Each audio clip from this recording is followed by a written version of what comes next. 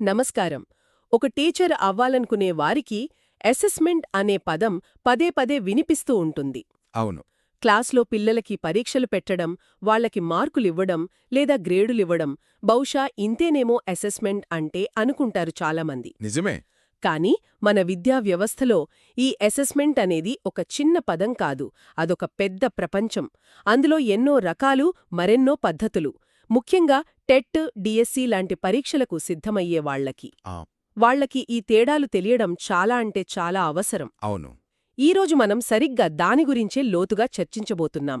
మన ముందున్న source material కూడా ఈ పరీక్షల కోసం ప్రత్యేకంగా తయారుచేసిన ఒక గైడ్. అవును.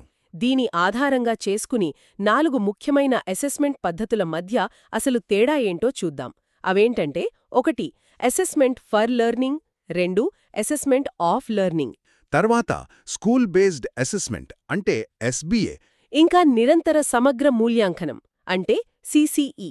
వినడానికి పేర్లన్నీ కొంచెం దగ్గరగా ఉన్నా వీటి మధ్య చాలా పెద్ద తేడా ఉంది. అంటే తరగతిలో ఒక పాఠం చెప్పిన తర్వాత పిల్లలకు అర్థమైందా లేదా అని తెలుసుకోవడానికి పెట్టే ఒక చిన్న క్విజ్కి, వాళ్ల భవిష్యత్తును నిర్ణయించే ఒక పబ్లిక్ పరీక్షకు మధ్య ఎంత తేడా ఉంటుందో బహుశా ఈ పద్ధతుల మధ్య కూడా అంతే తేడా ఉంటుంది. కరెక్ట్. అసలు ఈ మదింపు ప్రయాణం ఎక్కడ మొదలయింది, ఎక్కడి దాకా వెళ్ళింది? రండి ఆ కథేంటో చూద్దాం. సరే, ముందుగా 2 ప్రాథమికమైన విషయాల గురించి మాట్లాడుకుందాం. ఇవి ఒకదానికొకటి చాలా భిన్నమైనవి. అవే అసెస్మెంట్ ఫర్ లెర్నింగ్ అంటే అభ్యసనము కోసం మదింపు, మరియు అసెస్మెంట్ ఆఫ్ లెర్నింగ్ అంటే అభ్యసనం యొక్క మదింపు. ఈ కోసం, యొక్క అనే చిన్న పదాలే మొత్తం అర్థాన్ని మార్చేస్తున్నాయి కదా. ఖచ్చితంగా. వాటి ప్రయోజనాలే పూర్తిగా వేరు. మనం అసెస్మెంట్ ఫర్ లెర్నింగ్ గురించి చెప్పాలంటే ఒక మంచి ఉదాహరణతో మొదలుపెడతాం. చెప్పండి. ఒక చెఫ్ సూప్ తయారు చేస్తున్నాడు అనుకుందాం. సరే. ఆ సూప్ని కస్టమర్కిచ్చే ముందు అతను ఏం చేస్తాడు? ఒక స్పూన్తో కొద్దిగా టేస్ట్ చూస్తాడు. అవును. ఉప్పు, కారం సరిపోయిందో లేదో అని. ఎగ్జాక్ట్లీ. ఉప్పు సరిపోయిందా, మసాలా ఎక్కువైందా అని చెక్ చేసుకుంటాడు. ఒకవేళ ఉప్పు తక్కువైతే అక్కడికక్కడే కొంచెం ఉప్పు కలుపుతాడు. అంటే సూప్ రుచిని మెరుగుపరుస్తాడు. అంటే వంట పూర్తయ్యాక కాదు, వంట జరుగుతున్నప్పుడే దాన్నింకా బెటర్గా చేయడానికి చేసే ప్రయత్నమనమాట. అదే, తరగతి గదిలో అసెస్మెంట్ ఫర్ లెర్నింగ్ కూడా సరిగ్గా ఇంతే. ఇది అభ్యసన ప్రక్రియ జరుగుతున్నప్పుడు దాన్ని మెరుగుపరచడానికి ఉద్దేశించింది. ఇదొక నిరంతర ప్రక్రియ. ఓకే. దీని ఉద్దేశ్యం విద్యార్థులకు మార్కులిచ్చి జడ్జి చేయడం కాదు, అస్సలు కాదు. వాళ్ళెక్కడ ఇబ్బంది పడుతున్నారో గుర్తించి వాళ్లకి, అలాగే టీచర్కు కూడా ఒక ఫీడ్బ్యాక్ ఇవ్వడం. ఆ ఫీడ్బ్యాక్ ఆధారంగా టీచర్ తన బోధనా పద్ధతిని మార్చుకోవచ్చు, విద్యార్థి తన తప్పులను సరిదిద్దుకోవచ్చు. అవును. అంటే ఇదొక డయాగ్నోస్టిక్ టూల్ లాంటిది. రోగం వచ్చాక ట్రీట్మెంట్ ఇవ్వడం కన్నా ఆ లక్షణాలు కనిపిస్తున్నప్పుడే జాగ్రత్త పడ్డటం లాంటిది. మన సోర్స్ మెటీరియల్లో కూడా చెప్పారు కదా, ఫార్మేటివ్ పరీక్షలు, తరగతిలో పెట్టే చిన్న చిన్న క్విజ్లు, అవును, విద్యార్థులని గమనించడం, వాళ్లు చేసే ప్రాజెక్టులు, ఇవన్నీ దీని కిందకే వస్తాయా? అవన్నీ దీని పరికరాలే. ఇక్కడ మనం గుర్తుంచుకోవాల్సిన విషయమేంటంటే ఈ ప్రక్రియలో ఒత్తిడి ఉండదు, మార్కుల భయం అస్సలు ఉండదు. కేవలం నేర్చుకోవడం మీదే పూర్తి దృష్టి ఉంటుంది. అందుకే దీన్ని అభ్యసనంలో ఒక భాగంగా చూస్తారు కాని దానికి ఆటంకంగా చూడరు. సరే, ఇది కథలో ఒక్కవైపు. మరి రెండో వైపు అసెస్మెంట్ ఆఫ్ లెర్నింగ్ సంగతేంటి? పేరు వింటుంటేనే ఇది ఫైనల్ జడ్జ్మెంట్ ఇచ్చే రకంలా అనిపిస్తోంది. మీరు ఊహించింది 100% కరెక్ట్. మనమిందాక చెప్పుకున్న షెఫ్ ఉదాహరణనే మళ్ళీ తీసుకుందాం. ఓకే. సూప్ అంతా తయారైపోయింది, కస్టమర్ ముందు పెట్టారు. ఇప్పుడు ఆ కస్టమర్ దాన్ని తాగి సూప్ అద్భుతంగా ఉందేనో, అసలు బాగాలేదనో ఒక ఫైనల్ తీర్పిస్తాడు. అదే అసెస్మెంట్ ఆఫ్ లెర్నింగ్. అక్కడ ఆర్టిక్ మార్చడానికి ఏమీ ఉండదు, అంతా అయిపోయింది. అంటే ఆట ముగిశాక స్కోర్బోర్డ్ ప్రకటించడం లాంటిది. ఫైనల్ మ్యాచ్లో ఎవరు గెలిచారు, ఎవరు ఓడారు అని చెప్పడం. పర్ఫెక్ట్. ఇది ఒక నిర్దిష్ట కాలం, అంటే ఒక టర్మ్ లేదా ఒక విద్యా సంవత్సరం ముగిసిన తరువాత విద్యార్థి ఎంతవరకు నేర్చుకున్నాడో కొలవడానికి ఉపయోగపడుతుంది. దీని ముఖ్య ఉద్దేశం తీర్పివ్వడం, గ్రేడ్లు ఇవ్వడం, సర్టిఫికెట్లు ఇవ్వడం. అవును, సర్టిఫికెట్లు ఇవ్వడం. మనం రాసే ఫైనల్ పరీక్షలు, పబ్లిక్ పరీక్షలు, యూనివర్సిటీ ఎగ్జామ్స్, ఆఖరికి ఉద్యోగాల కోసం పెట్టే పోటీ పరీక్షలు కూడా అన్నీ దీని కిందకే వస్తాయి. ఇవన్నీ అసెస్మెంట్ ఆఫ్ లెర్నింగ్ ఉదాహరణలు. దీన్నే సమ్మేటివ్ అసెస్మెంట్ అని కూడా అంటారు. అంటే ఒకటి ప్రయాణంలో దారి చూపే కంపస్ అయితే, అంటే ఫర్ లెర్నింగ్ అన్నమాట. మరొకటి గమ్యం చేరాక ఇచ్చే సర్టిఫికెట్, అదే ఆఫ్ లెర్నింగ్. ఈ 2 ప్రాథమిక ఆలోచనలు స్పష్టంగా అర్థమయ్యాయి. అయితే ఈ ఆలోచనలను ఆచరణలో పెట్టడానికి పెద్ద పెద్ద వ్యవస్థలు కావాలి కదా. అవును. మన విద్యా విధానంలో ఈ రెండింటినీ బ్యాలెన్స్ చేయడానికి ఎలాంటి ఫ్రేమ్వర్క్స్ ఉన్నాయి? ఇక్కడే స్కూల్ బేస్డ్ అసెస్మెంట్ అంటే ఎస్బీఏ ప్రస్తావనకు వస్తుందా? వస్తోంది, ఖచ్చితంగా. ఫర్ లెర్నింగ్, ఆఫ్ లెర్నింగ్ అనేది 2 ఆలోచనలు అనుకుంటే, ఎస్బీఏ అనేది ఆ ఆలోచనలను ఆచరణలో పెట్టే ఒక విధానం. ఓకే. పేరులోనే ఉంది, పాఠశాల ఆధారిత మదింపు. అంటే మదింపు బాధ్యతను బయట బోర్డులకో ఏజెన్సీలకో అప్పగించకుండా పాఠశాల స్థాయిలోనే, అంటే టీచర్ల చేతిలోనే పెట్టడం. ముఖ్యంగా ఆ విద్యార్థులకు రోజూ పాఠాలు చెప్పే ఉపాధ్యాయుల చేతిలోనే పెట్టడం. ఇది వినడానికి చాలా ఆసక్తికరంగా ఉంది. ఎందుకంటే తన విద్యార్థి బలమేంటి, బలహీనత ఏంటి అనేది ఆ టీచర్కే కదా బాగా తెలుస్తుంది, బయటి ఎగ్జామినర్ కన్నా. అవును. కానీ ఇక్కడే ఒక ప్రశ్న వస్తుంది. ఒకే టీచర్ పాఠం చెప్పి, ఆమె పరీక్ష పెట్టి, మళ్ళీ ఆమె పేపర్లో దిద్దితే అక్కడ పక్షపాతం రావడానికి అవకాశం ఉండదా? బయటనుంచి వచ్చే ఒక ఆబ్జెక్టివ్ వాల్యుయేషన్ ఉండదు కదా. ఇది చాలా మంచి ప్రశ్న. ఎస్బీఏ అమలులో ఇదొక పెద్ద సవాలు కూడా. కానీ ఎస్బీఏ వెనుకున్న అసలు ఉద్దేశ్యం వేరు. దీని ప్రధాన లక్ష్యం ఏంటంటే మదింపును బోధనా అభ్యసన ప్రక్రియలో ఒక అంతర్భాగం చేయడం. అంటే విడదీసి చూడకుండా. అవును. పరీక్షల కోసం ప్రత్యేకంగా చదవడం గాకుండా రోజూ నేర్చుకునే ప్రక్రియలోనే మదింపు జరిగిపోవాలి. ఉపాధ్యాయుడు విద్యార్థుల ప్రాజెక్టులను, అసైన్మెంట్లను, తరగతిలో వాళ్ల భాగస్వామ్యాన్ని నిరంతరం గమనిస్తూ ఉంటారు. వారికి ఎప్పటికప్పుడు ఫీడ్బ్యాక్ ఇస్తారు. ఇది చాలా విద్యార్థి కేంద్రీకృతంగా ఉంటుంది. మన సోర్స్లో దీనికి కొన్ని మంచి ప్రాక్టికల్ ఉదాహరణలు కూడా ఇచ్చారు. ఆంధ్రప్రదేశ్లో 1 నుండి 8వ తరగతి వరకు నిర్వహించే class room based assessment, CBA అంటారు కదా, అది. అవును, సిబిఏ. దాని ద్వారా టీచర్కి వెంటనే ఫీడ్బ్యాక్ వస్తుంది.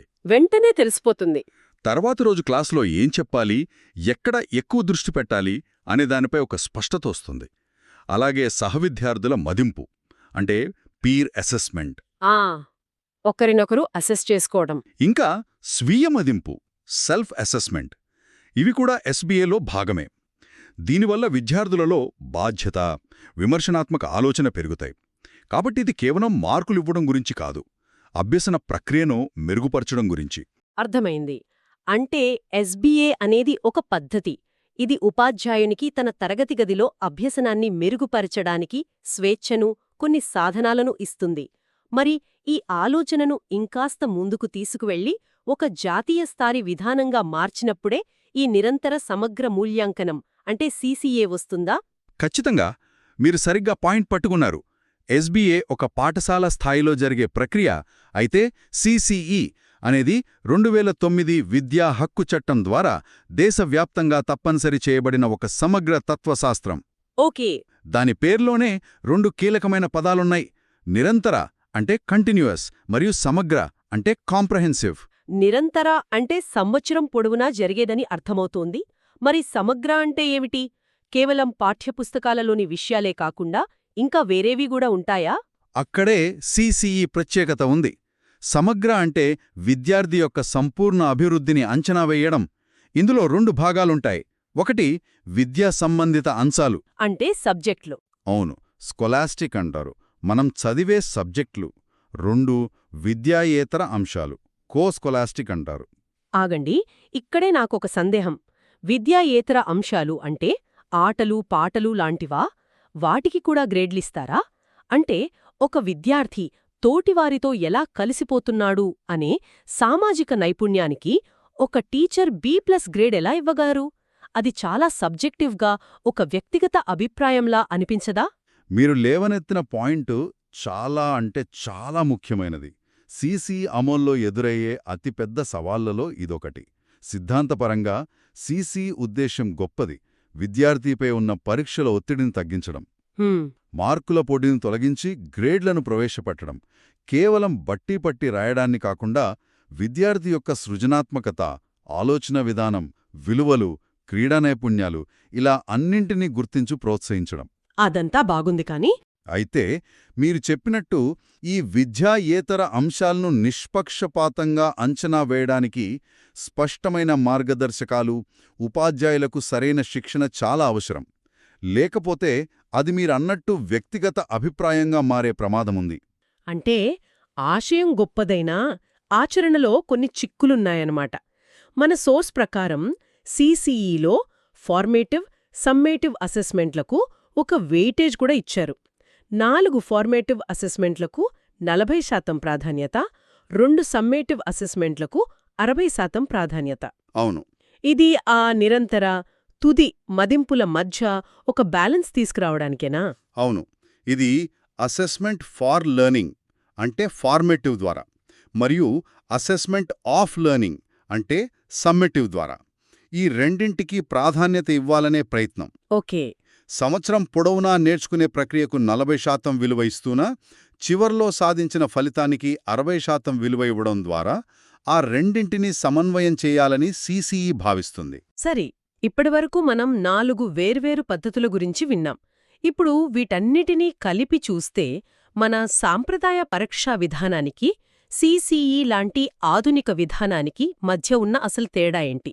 అంటే ఒకవేళ నేనొక తండ్రిగా నా పిల్లల స్కూల్కి వెళ్తే అక్కడ సిసిఈ అమలవుతుంటే నాకు ఎలాంటి మార్పులు కనిపిస్తాయి? చాలా మంచి ప్రశ్న అడిగారు. మీకు కనిపించే ప్రధానమైన తేడాల్ని కొన్నింటిని చూద్దాం. మొదటిది, మీ పిల్లాడి ప్రోగ్రెస్ రిపోర్ట్ కేవలం మార్చి నెలలో జరిగే ఫైనల్ పరీక్షల మీద ఆధారపడి ఉండదు. ఆ ఏడాది పొడవునా వాళ్లు చేసిన పనులు, చూపిన ప్రతిభ అన్నీ అందులో కనిపిస్తాయి. అంటే ఆ ఒక్క ఫైనల్ పరీక్ష రోజున ఒంట్లో బాగోలేక సరిగ్గా రాయలేకపోయినా విద్యార్థికి పెద్దగా నష్టం జరగదు. వాళ్ల ఏడాది కష్టం వృధా కాదు. ఇది తల్లిదండ్రులకు, పిల్లలకు పెద్ద రిలీఫ్. నిజమే. ఇక రెండవది, మార్కుల స్థానంలో గ్రేడ్లు కనిపిస్తాయి. 98 మార్కులొచ్చిన విద్యార్థి 97 మార్కులొచ్చిన విద్యార్థి కన్నా గొప్ప అనే అనవసరమైన పోటీని ఇది తగ్గిస్తుంది. ఆ ఒక్క మార్కు తేడా. అవును. ఒకే స్థాయి ప్రతిభ ఉన్నవారందరూ ఒకే గ్రేడ్లోకి వస్తారు. కాని ఇక్కడే తల్లిదండ్రులకు ఇంకో సమస్య రావచ్చు. మార్కుల్లేకపోతే మా పిల్లాడు సరిగ్గా ఏ స్థాయిలో ఉన్నాడో మాకు ఎలా తెలుస్తుంది? అందరూ A1 గ్రేడ్ కోసం పోటీపడటం మొదలుపెట్టరా? ఇది కూడా ఒక వాస్తవమైన ఆందోళనే. అందుకే అంటున్నాను, సిసిఈ విజయవంతం అవ్వాలంటే కేవలం పాఠశాలలు మారితే సరిపోదు. తల్లిదండ్రుల ఆలోచనా విధానంలో కూడా మార్పు రావాలి. నిజమే. ఇక మూడవ తేడా, మీ పిల్లాడి రిపోర్ట్ కార్డులో కేవలం తెలుగు, ఇంగ్లీష్, లెక్కల గ్రేడ్లే కాకుండా వాళ్ల ఆర్ట్వర్క్ గురించి, స్పోర్ట్స్లో వాళ్ల పార్టిసిపేషన్ గురించి, వాళ్ల నాయకత్వ లక్షణాల గురించి కూడా వ్యాఖ్యలుంటాయి. అంటే నా కొడుకు లెక్కల్లో కొంచెం వీక్గా ఉన్నా అతనొక మంచి టీం ప్లేయర్ అని, డ్రాయింగ్ బాగా వేస్తాడని ఆ రిపోర్ట్ కార్డ్ చెప్పగలదనమాట. అవును. ఇది విద్యార్థి ఆత్మవిశ్వాసాన్ని పెంచడానికి చాలా సహాయపడుతుంది. ఖచ్చితంగా. విద్యార్థి బలాన్ని గుర్తించి దాన్ని ప్రోత్సహించడమే సిసిఏ యొక్క ముఖ్య ఉద్దేశ్యం. ఇది బట్టి విధానం నుండి నైపుణ్యాల అభివృద్ధి వైపు దృష్టిని మళ్లిస్తుంది. ఈ సమాచారమంతా టెట్, డిఎస్సి పరీక్షలకు సిద్ధమయ్యేవారికి చాలా ముఖ్యం. ఎందుకంటే ప్రశ్నలు సిసిఈ అంటే ఏమిటి అని నేరుగా అడిగే బదులు ఒక తరగతి గది సిచ్యువేషన్ ఇచ్చి అడగవచ్చు. ఉదాహరణకు, ఒక సైన్స్ టీచర్ విద్యార్థులను అగ్నిపర్వతం మోడల్ తయారు చేయమని చెప్పారు. వాళ్లు కలిసి పనిచేస్తున్న విధానాన్ని గమనించారు, వాళ్ల ఫైనల్ ప్రెజెంటేషన్కు గ్రేడ్ ఇచ్చారు. ఇక్కడ టీచర్ ఏ మదింపు పద్ధతులను ఉపయోగిస్తున్నారు లాంటి ప్రశ్నలు రావచ్చు. అవును. అలాంటి అప్లికేషన్ ఓరియంటెడ్ ప్రశ్నలే ఎక్కువగా వస్తాయి. అందుకే అభ్యర్థులు గుర్తుంచుకోవాల్సిందేమిటంటే, ఈ పదాల నిర్వచనాలు బట్టి పట్టడం కాదు, వాటి వెనుకున్న ఫిలాసఫీని అర్థం చేసుకోవాలి. కరెక్ట్. ప్రశ్నలో ఇచ్చిన దృశ్యంలో ఆ మదింపు యొక్క ప్రయోజనమేమిటో ఆలోచించాలి. అంటే ఆ మదింపు అక్కడికక్కడే ఫీడ్బ్యాక్ ఇచ్చి అభ్యసనాన్ని మెరుగుపరచడానికి జరుగుతోందా? అయితే అది ఫర్ లెర్నింగ్, ఫార్మేటివ్. అవును. లేదా ఆ మదింపు ఒక కోర్సు చివరిలో తీర్పు ఇవ్వడానికి జరుగుతుందా? అప్పుడు ఆఫ్ లెర్నింగ్ లేదా సమ్మాటివ్. కరెక్ట్. ఆ మదింపును విద్యార్థి సొంత టీచరే నిర్వహిస్తూ బోధనలో భాగంగా చేస్తున్నారా? అప్పుడది ఎస్బీఏ సూత్రాలపై ఆధారపడి ఉండవచ్చు. ఒకవేళ అకాడమిక్ అంశాలతో పాటు ఇతర నైపుణ్యాలను కూడా పరిగణనలోకి తీసుకుంటే అది ఖచ్చితంగా సిసిఈ ఫ్రేమ్వర్క్లో భాగం. ఈ స్పష్టత ఉంటే ఎలాంటి ప్రశ్నకైనా సమాధానం ఇవ్వగలరు. ముగింపుగా చెప్పాలంటే, ఈరోజు మనం జరిపిన ఈ చర్చలో విద్యావ్యవస్థలో మదింపు యొక్క పాత్ర ఎలా మారుతోందో స్పష్టంగా అర్థమైంది. అవును. విద్యార్థిని జడ్జ్ చేసే ఒక సాధనం నుండి విద్యార్థి నేర్చుకోవడానికి సహాయపడే ఒక స్నేహితుడిగా మదింపును మార్చాలనే ఒక పెద్ద ప్రయత్నం జరుగుతోంది. ఎస్బీఏ, సిసిఈ లాంటి వ్యవస్థలు ఆ మార్పుకు పునాదులు వేస్తున్నాయి. అవును, ఈ మార్పు యొక్క సారాంశం ఒక్కటే. మదింపును అభ్యసన ప్రయాణం చివర్లో ఉండే ఒక ఫుల్ స్టాప్గా కాకుండా ప్రయాణం పొడవునా దారి చూపే ఒక కంపాస్గా మార్చడం. బాగా చెప్పారు. విద్యార్థులను ఖాళీ పాత్రలుగా చూసి వారిలో సమాచారాన్ని నింపడం కాకుండా వారిని తమ అభ్యసన ప్రయాణంలో చురుకైన భాగస్వాములుగా చూడటం. ఇది విద్యాతత్వశాస్త్రంలో వస్తున్న ఒక మౌలికమైన మార్పు. ఈ చర్చ మనందర్నీ ఆలోచింపజేసే ఒక ప్రశ్నతో ముగిద్దాం. సిసిఈ లాంటి సమగ్ర అభివృద్ధికి విలువనిచ్చే వ్యవస్థలో అకడమిక్ అంశాలను మదింపు చేయడం సులభమే కావచ్చు. కాని సామాజిక నైపుణ్యాలు, సృజనాత్మకత, విమర్శనాత్మక ఆలోచన వంటి అమూల్యమైన కాని కొలవడానికి చాలా కష్టమైన అంశాలను మనం ఎలా అంచనా వేయగలం? ఇది చాలా పెద్ద ప్రశ్న. వాటికి గ్రేడ్లు ఇచ్చే క్రమంలో ఆ గ్రేడింగ్ కేవలం ఉపాధ్యాయుని వ్యక్తిగత అభిప్రాయంగా మిగిలిపోకుండా దానికొక శాస్త్రీయతను, ఒక నిష్పాక్షికతను ఎలా తీసుకురాగలం?